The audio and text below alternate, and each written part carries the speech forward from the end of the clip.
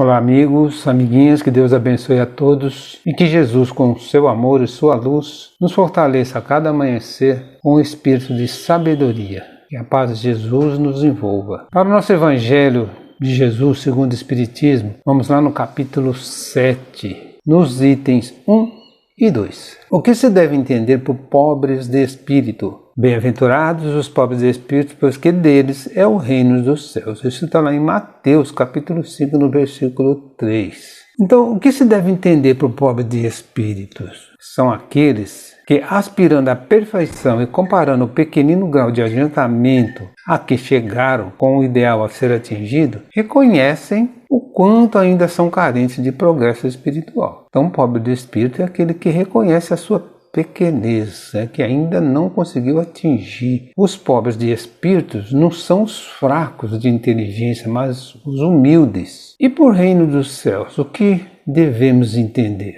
O reino do céu é um estado de felicidade plena, de doce paz e deleitosa alegria espiritual. O reino dos céus, ou o reino de Deus, não é necessariamente um lugar especial, mas principalmente um estado de espírito. Então, o reino dos céus, o reino de Deus, ele não é um lugar geográfico, e sim um estado de espírito, uma situação. Por que são bem-aventurados os pobres de espíritos? Porque a noção que têm de suas fraquezas e mazelas os faz lutar por aquilo que lhes falta. E esse redobrar de esforço leva-os realmente a conseguir maior progresso espiritual. Não tendo orgulho a turvar-lhe a visão, percebe melhor suas carências e possibilidades.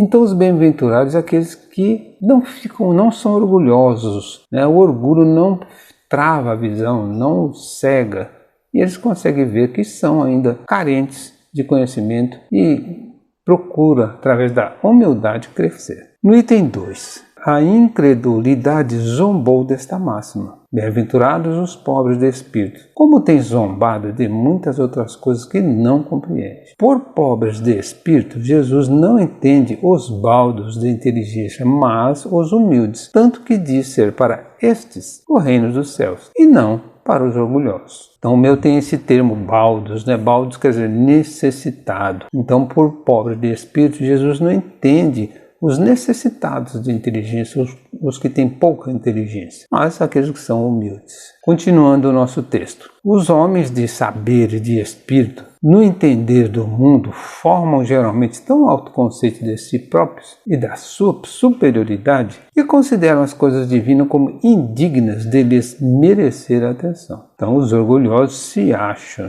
e as coisas de Deus eles consideram indignas. Concentrando sobre si mesmos seus olhares, eles não os podem elevar até Deus. Essa tendência de se acreditarem superiores a tudo, muito a miúde, os leva a negar aquilo que, estando-lhes acima, os depreciaria, a negar até mesmo a divindade, ou cedem em admiti-la, contestando-lhe um dos mais belos atributos, a ação providencial sobre as coisas desse mundo, persuadidos de que eles são suficientes para bem governar. Tomando a inteligência que possui por medida da inteligência universal e julgando-se aptos a tudo compreender, não podem crer na possibilidade do que não compreende. Consideram, sem apelação, as sentenças que proferem. Então eles se acham com uma inteligência superior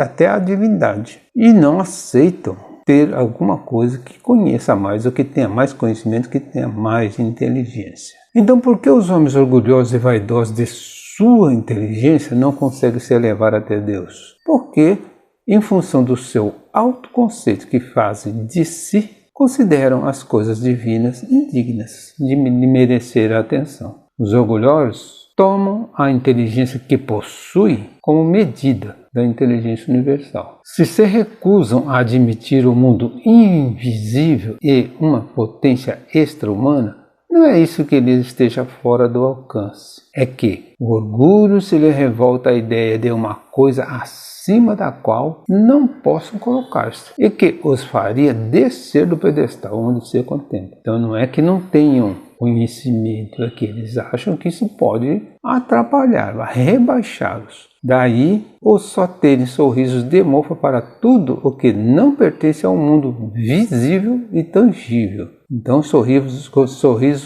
de mofa, sorriso amarelo, não sorriso de desdém. Eles se atribuem espírito e saber em tão grande cópia que não podem crer em coisas segundo pensam, boas apenas para gente simples, tendo por pobres de espírito os que as tomam a sério. Então eles acreditam que as pessoas que seguem a Deus, que pensam nas coisas de Deus, nas coisas da vida espiritual, são pobres de espíritos.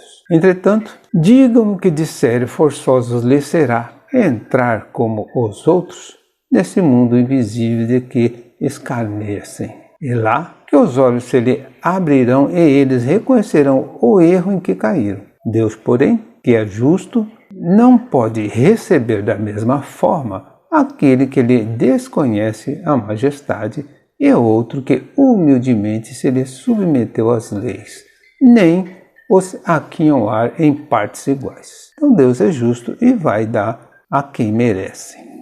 Então, por que o homem de saber se recusa a admitir o mundo invisível? Então, o homem de saber se recusa a aceitar o mundo invisível é uma potência extra-humana. É no mundo invisível que os olhos se abrirão e eles reconhecerão o erro em que caíram. Dizendo que o reino dos céus é dos simples, que Jesus significar que a ninguém é concedida a entrada nesse reino sem a simplicidade de coração e humildade de espírito, que o ignorante possuidor dessas qualidades será preferido ao sábio que mais crê em si do que em Deus. Em todas as circunstâncias, Jesus põe a humildade na categoria das virtudes que aproximam de Deus e o orgulho entre os vícios que lhe afastam a criatura. E isso por uma razão muito natural, a de que ser a humildade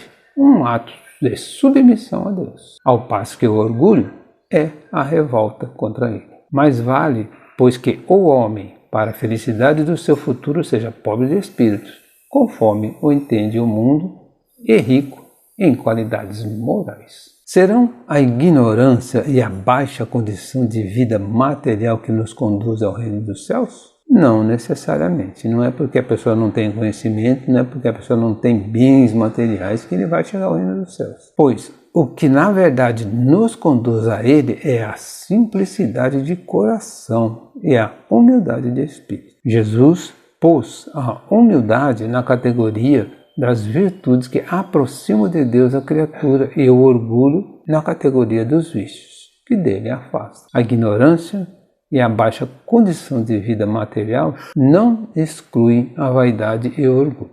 Uma boa reflexão a todos. Encerramos aqui uma parte do capítulo 7. Um bom domingo, que Jesus nos abençoe.